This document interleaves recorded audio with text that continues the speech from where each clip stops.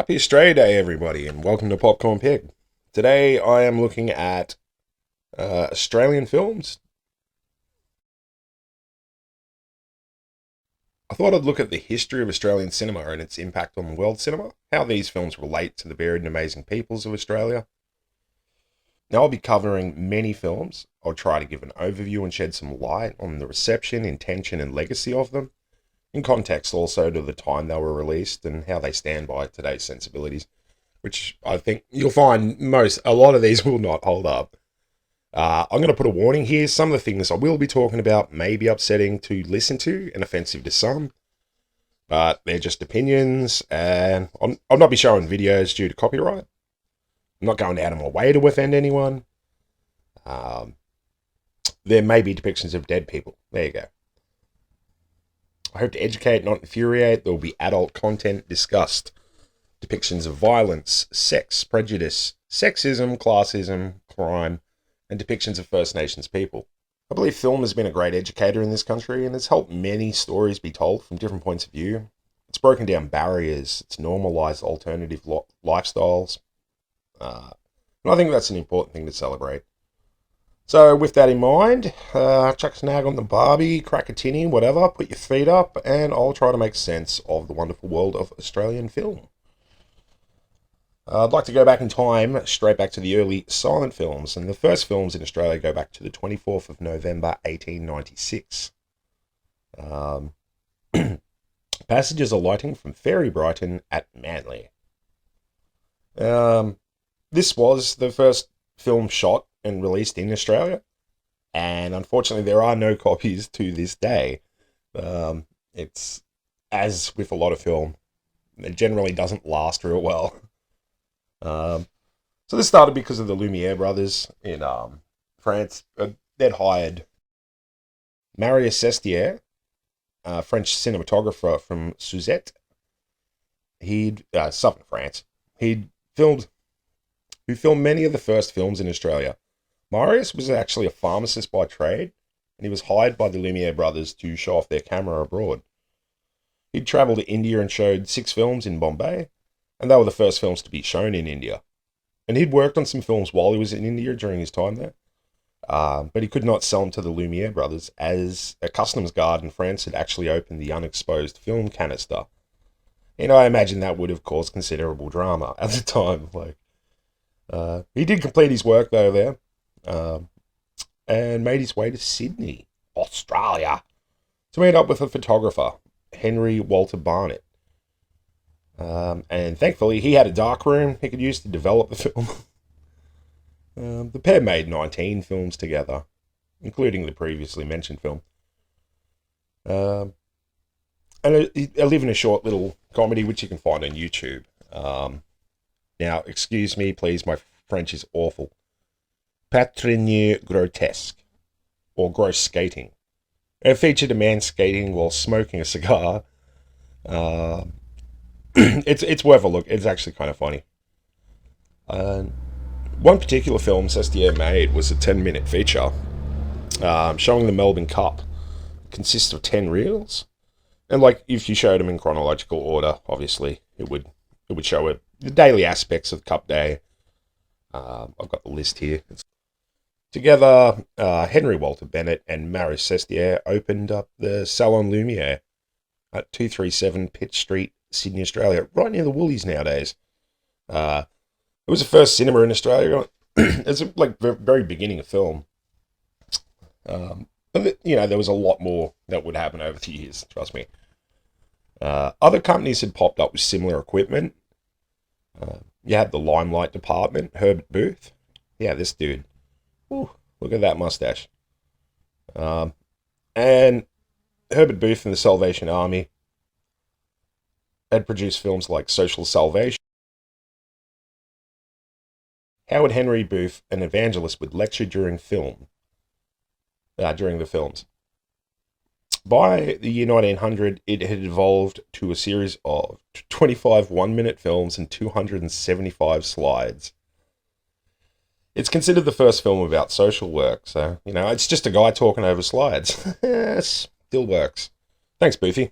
And another film that Herbert Booth worked on was Soldiers of the Cross. And there is some debate whether this or the Kelly Gang, the story of the Kelly Gang, is the first feature film. I'd say the story of the Kelly Gang is more fitting as it's over an hour. Like, it was a decent length. It did have sound effects, albeit it was people literally banging and clanging on pots and stuff in the background. Because there still was no no way to do sound yet. It was shown on the 26th of December 1906. Instant hit, and it was filmed in and around Melbourne. And it was actually the first of many Bushranger films. So it was directed by the Australian-born Charles Tate on the 15th of November 1868. Over 4,000 feet of film was used, and unfortunately only 17 minutes of the original film are in existence. And then there's also other films like Muranea, or The Message of the Spear. This is where it's probably going to get a little upsetting for some people. Now, parts of this are still available. It's not in its entirety, similar thing to a lot of these early films. It was directed by Alfred Wolff, written by Sid Wolfe, Alfred Rolfe, and written by Sid Rolfe, produced by Stanley Crick. It starred Charles Villiers. Now, some of his comments that will come up later will be pretty full on. The production company was the Australian Photoplay Company. It was released on the 31st of July in 1911 in Sydney. So it's a 1911 Australian silent film. It was the first movie to have Aboriginal people in it.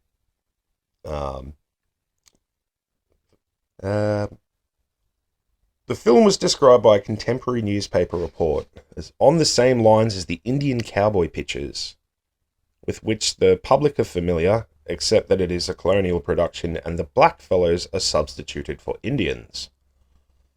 Wow.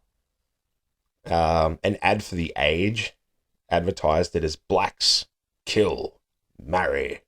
It's considered a lost film, which is probably a good thing.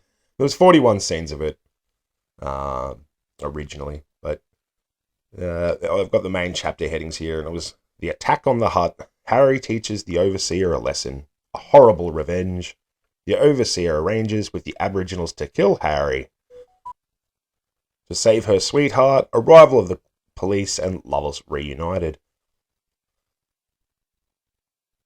So it was actually written by Rolfe's son, Sid.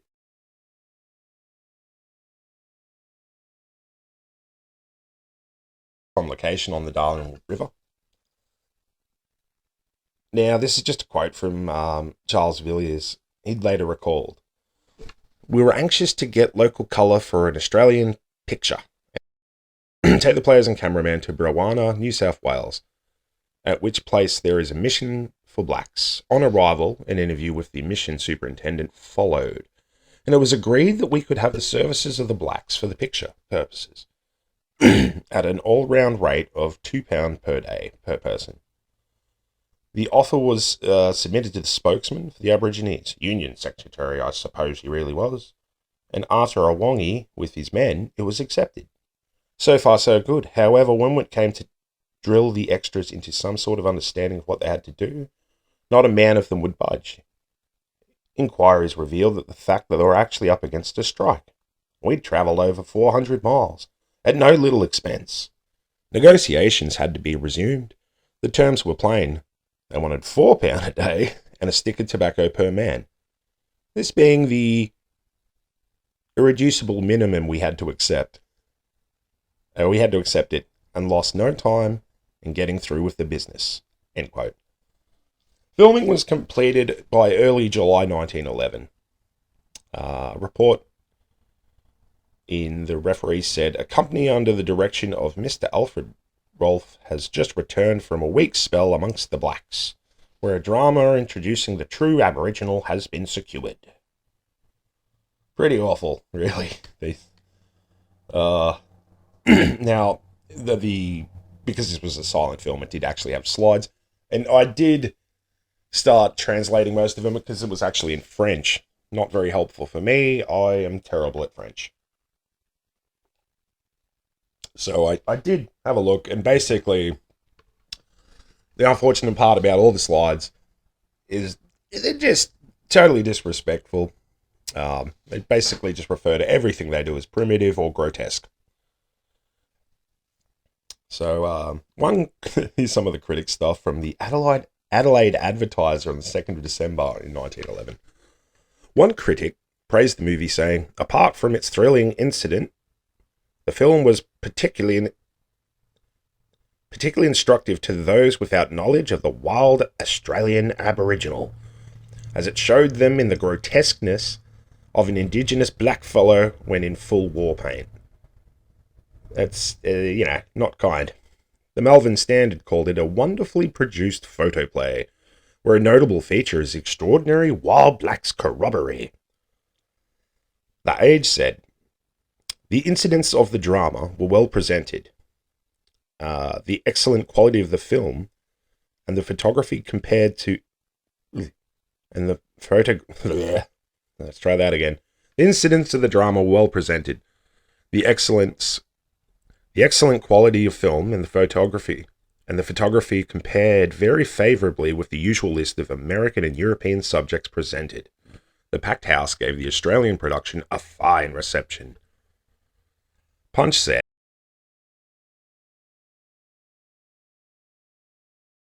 the quality of the photography is of the very best, and the films display the utmost clearness and steadiness. The Advertiser called it highly exciting drama. The scenes are thoroughly Australian and typical of the bush and backblock township life of Queensland, where the incidents of the drama were carried out. A strangely fantastic effect was obtained by the introduction of a tribe of genuine Australian Aboriginals, whose grotesque war-painted bodies added to their weird corroborees.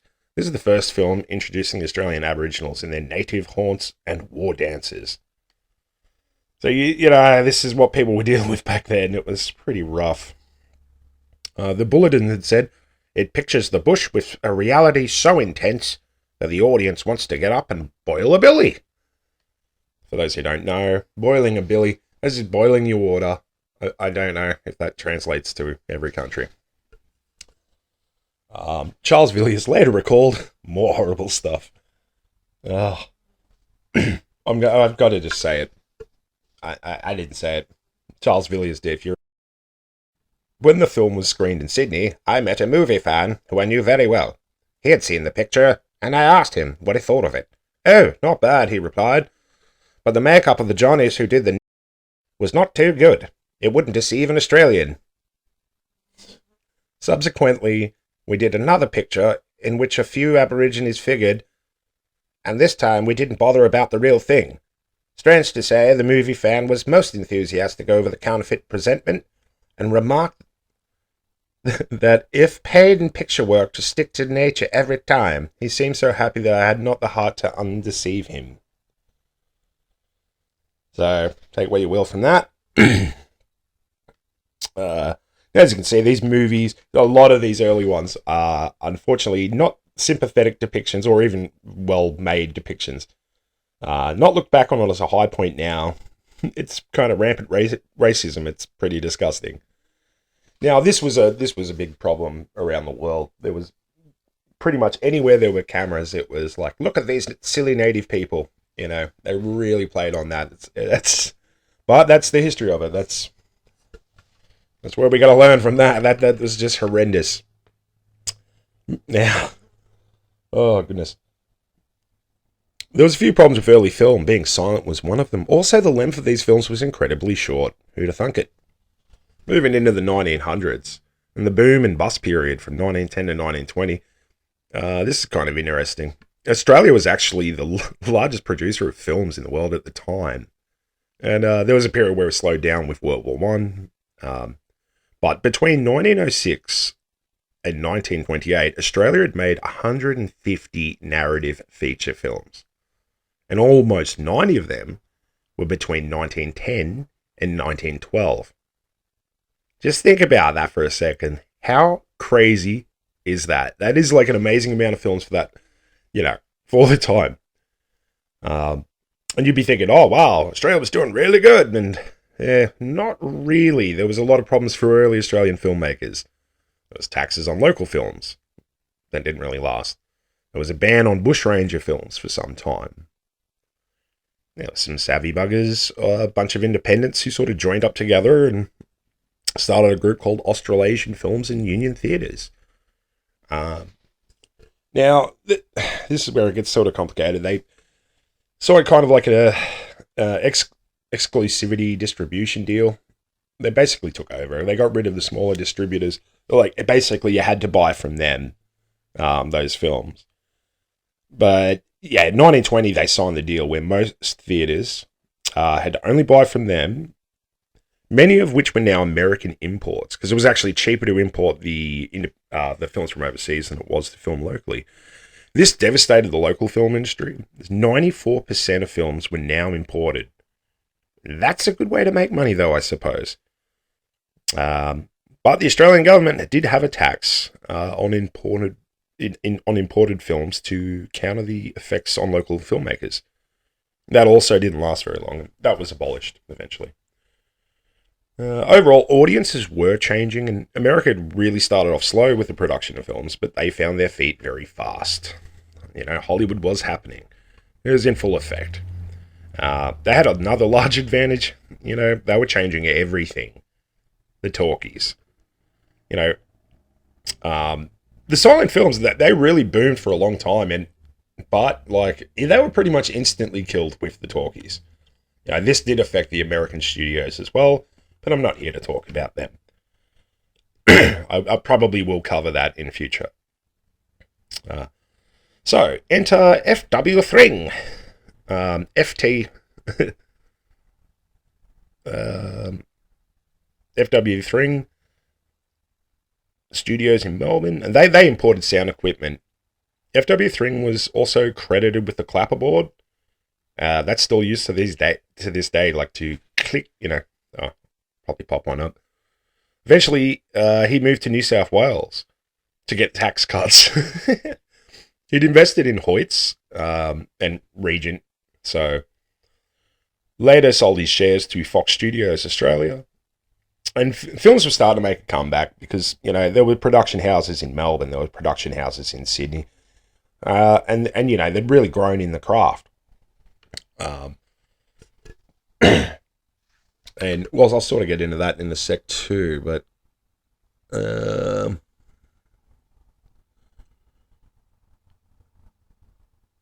right. Now with sound, groups like Cinema Sound Studios, a subsidiary of Greater Union Theatres, they were keen to reproduce the successes of the American studios. And they'd selected a first production, which was On Our Selection from 1932, based on Dad and Dave stories by Steele Rudd. Now, Steele Rudd had done like an incredible amount of books, great Australian stories, absolutely hilarious stuff. A lot of his stuff was actually translated into film, and it's just it's amazing. You got to watch. Smiley, thank you, Lefty, for that. By the way, cheers, mate. That was a great. I'm so glad that you'd mentioned that one.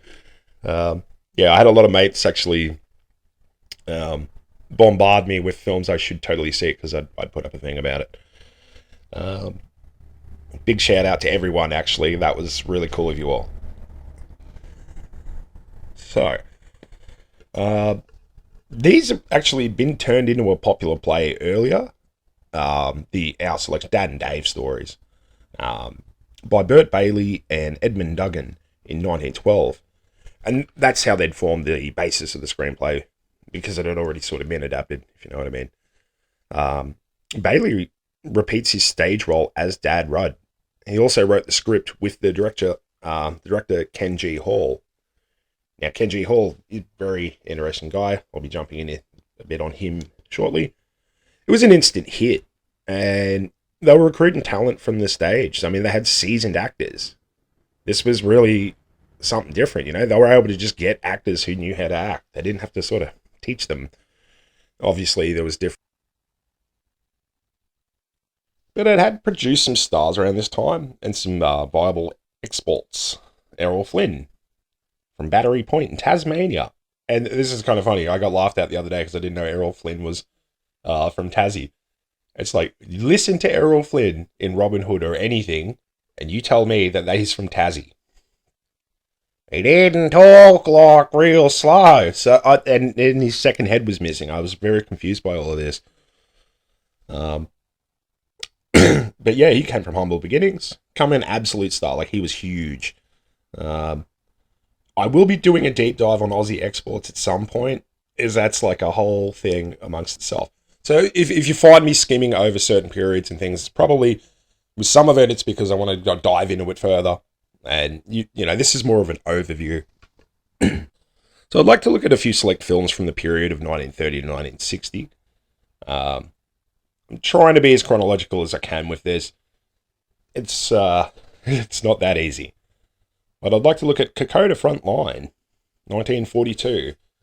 It was produced by Cinema Sound Studios. It was the first Australian film to win an Oscar at the 15th Academy Awards.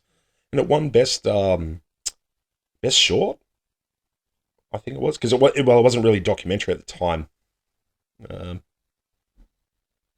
Should have looked that up. Whoops. But it was directed by Ken Hall. And it was shot by Damien Para, a Melbourne-born war photographer. Sadly, he was killed in action, but he was an incredible cameraman who was appointed to the position of official movie photographer for the Australian Imperial Force. Ken Hall has been said to be one of the most important men in Australian film. He'd wanted to make a film, Robbery Under Arms, but there was that ban on bushranger films. Well, instead of doing that, he actually went and spent most of his time travelling. It's off to the USA to learn production techniques. It clearly paid off, you know, being the first Australian Oscar recipient. Damn flies. Yep, definitely Australia Day. Kokoda Frontline was a 9-minute doco. Much of Damien Para's footage was actually used by a rival company, Movietone, to produce another film, On the Road to Kokoda. That was a big deal, winning an Oscar and getting international praise. So, now I'd like to look at one of the most amazing directors of the time, Charles Edward Cheval. Queenslander. And when he wasn't Bender Bananas, no. He actually was an Australian general, and he'd made the 40,000 Horsemen. You know, he made films like Jeddah. Flynn. Now, his part in the war itself had led to him making films about the war. I mean, he wanted to show off the bravery of the Light Horsemen. After he made 40,000 Horsemen, 4 years later he'd made The Rats of Tobruk, 1944. Now, although it was less successful than his earlier work, you know, he could do large-scale, massive films. He's also done, like, other interesting pieces, the ones that are worth a look of that time. The Sons of Matthew. It's 1949. And it's kind of semi-biographical. But not really. But you know what I mean. It's influenced by his own family story. But his body of work had influenced Australian film hugely. He introduced Chips Rafferty, Errol Flynn, Robert Tudawali, and many others. Well, there you go. I'm probably going to end it just here. Consider this the first episode in what will probably be a 4-part, just on Australian cinema history. There's so much more to work on and to find and discover. I just wanted to sort of give a brief overview of how it started. There is more I've already made for this, but it's like an hour and a half long, and I haven't the time to edit it all. So I'll be trying to release one every couple of weeks over the next month or so. So thank you very much for listening and watching. If this is sort of the content you'd like, comment down below. Like and subscribe, and have a great day. Have a great Australia Day. Cheers.